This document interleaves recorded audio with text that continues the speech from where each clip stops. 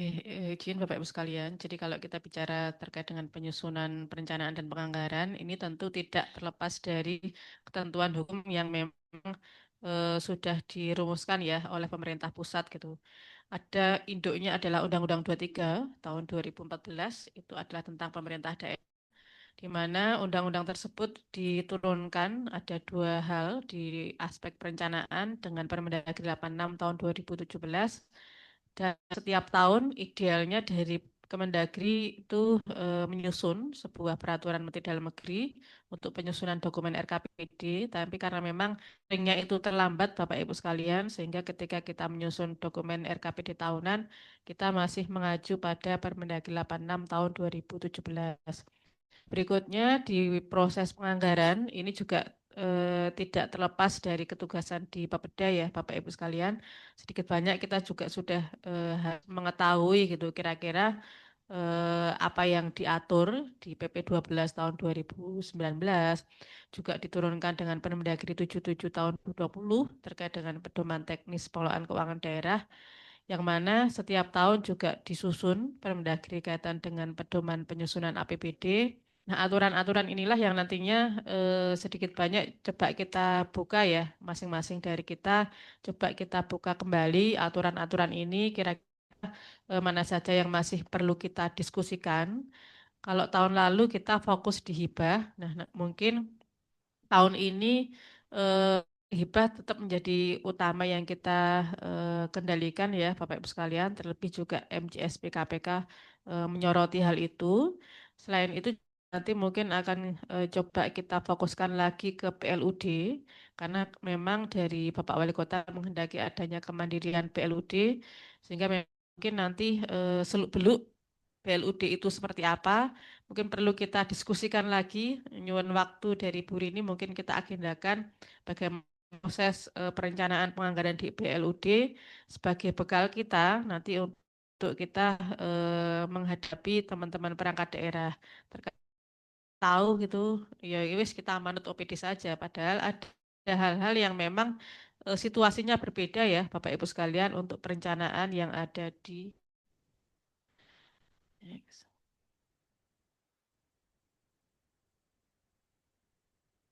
bisa jalan ya.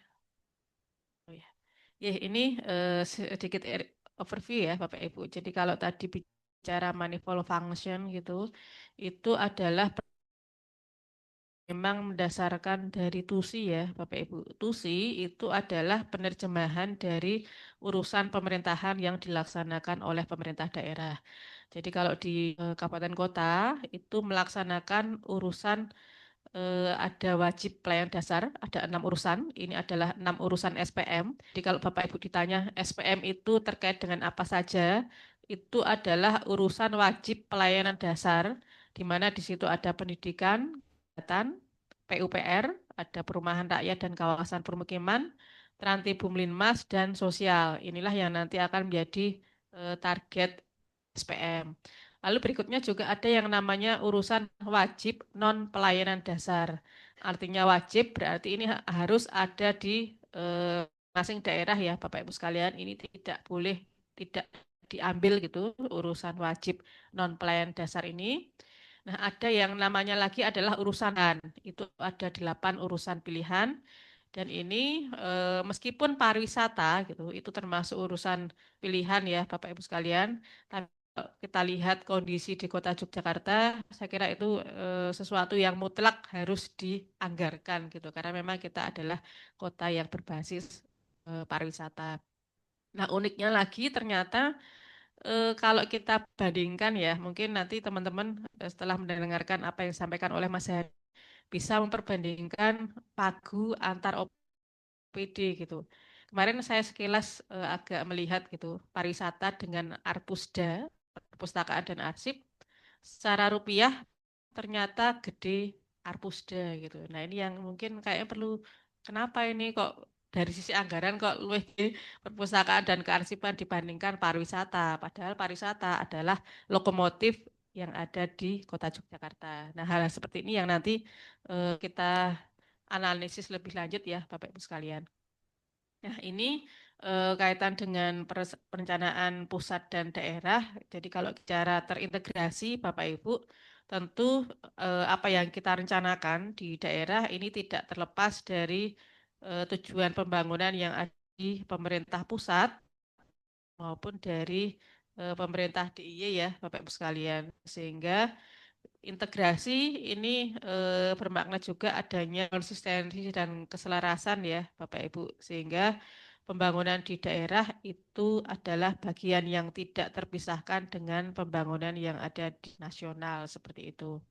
Nah, ini kaitan dengan eh, apa namanya dokumen-dokumen. Ini saya kira Bapak Ibu juga sudah familiar adanya RPJPD, RPJPD, RPJMD, RKPD sampai dengan bagaimana dokumen itu ditetapkan sebagai refresh.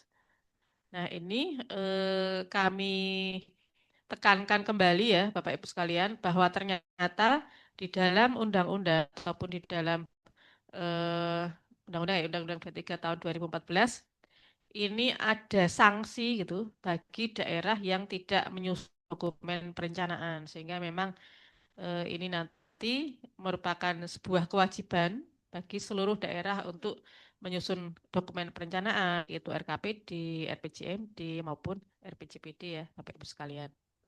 Nah, ini saya sekilas sampaikan gitu kaitan dengan penyusunan atau pendekatan penyusunan dokumen perencanaan. Kalau selama ini Bapak Ibu mungkin familiar dengan 4 pendekatan ya, teknokratik, partisipatif, politik, top down, bottom up. Kalau bicara teknokratik, ini tentunya erat sekali dengan apa yang dihasilkan oleh teman-teman di bidang Rinovda.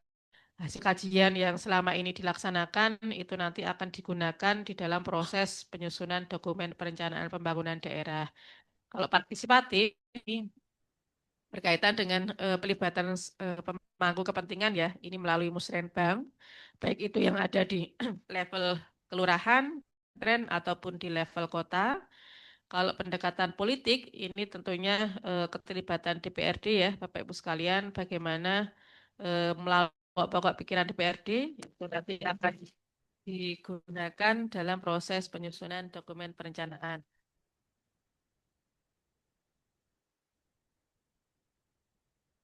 Nah, terakhir top down bottom up ini kaitan dengan keselarasan tadi ya. Saya sampaikan di awal bahwa kita melalui Musrenbang ini harapannya bisa selaras dengan yang ada di DIY maupun di nasional. Nah, 3 lagi Bapak Ibu sekalian yang ini terkadang kita agak sering lupa ada yang namanya this itu tematik, holistik, integratif, dan spasial. Nah, nanti untuk perencanaan 2027 kita akan mencoba untuk berfokus ke this ini ya. Artinya RKPD ini kita harus mengangkat tema-tema tertentu yang memang nanti perlu kita libatkan lintas sektoral, yang mana itu nanti akan dikeroyok bareng itu seperti apa, itu adalah pendekatan holistik tematik gitu. Nah, integratif ini juga berkaitan dengan adanya kesinambungan ya, bagaimana kita saling terpadu antara antar OPD maupun antar satu Pemda dengan yang lain. Nah, itu yang kita namakan integratif ya Bapak Ibu sekalian. Dan spasial, nah ini yang terkadang mungkin agak sering dilupakan ya. Spasial ini kaitan dengan dokumen tata ruang gitu. Nah, bagaimana dimensi keruangan ini juga kita perhatikan dalam menyusun sebuah dokumen perencanaan. Nah, ternyata apa yang kami sampaikan di depan tadi itu juga diamini gitu dari hasil penilaian PPD beberapa indikator yang masih di bawah rata-rata penilaian. Ini seperti yang tercantum di slide ya, Bapak Ibu sekalian. Jadi ada kaitan dengan kinerja pembangunan, kriteria konsistensi, dan kriteria kelengkapan dan kedalaman dokumen. Saya fokus di yang poin C ya, bahwa tersedianya kebijakan pembangunan daerah RKPD yang menerapkan konsep this itu masih belum terwadahi dalam dokumen gitu. Nah, bagaimana nanti konsep this ini kita tuangkan gitu di dalam dokumen RKPD Kota Yogyakarta tahun 2027. Nah, ini 26 sudah 26 sudah jadi ya Bapak Ibu sekalian sehingga kita perbaikan di 2027. Ini kaitan dengan RKPD 2027 itu sendiri. Nah, tahapannya saya kira saat ini kita sudah berada di posisi persiapan penyusunan kemarin di Ranwal dan dengan adanya kick off meeting itu sudah kita laksanakan dan sekarang adalah penyusunan Ranwal tanggal 20 Januari nanti akan kita laksanakan namanya konsultasi publik untuk Ranwal RKPD 2026 2027 ya Bapak Ibu sehingga proses ini yang nantinya dilaksanakan terus gitu sampai endingnya nanti di minggu pertama Juli itu dokumen RKPD sudah harus ditetapkan dengan peraturan kepala daerah. Meskipun kalau kita lihat ketentuan MCSP KPK maksimal akhir Juni ya, ya itu mungkin akan kita tarik di akhir Juni 2026. Ini beda ya. Nah, ini tata kelola yang nanti mungkin diperhatikan benar-benar nggih oleh Bapak Ibu sekalian.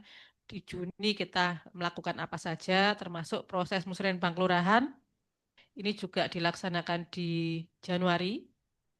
Jadi beberapa kelurahan kemarin sudah dilaksanakan musrenbang. Pertama adalah dari Kelurahan Purwokinanti.